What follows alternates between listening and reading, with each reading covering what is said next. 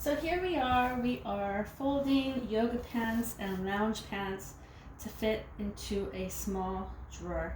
There are a couple ways to fold.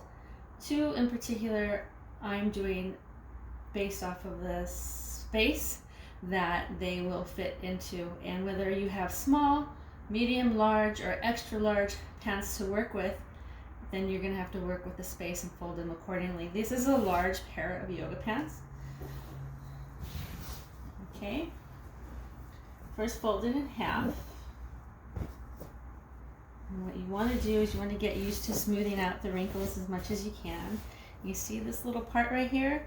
This, you don't want it to stick out when you're trying to fold.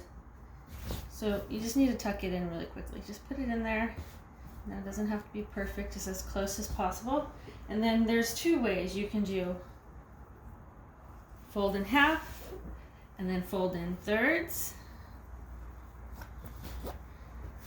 to get that, okay? Or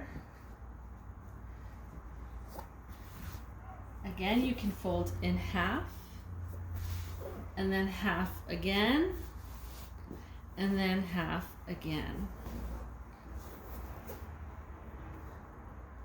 You see the difference?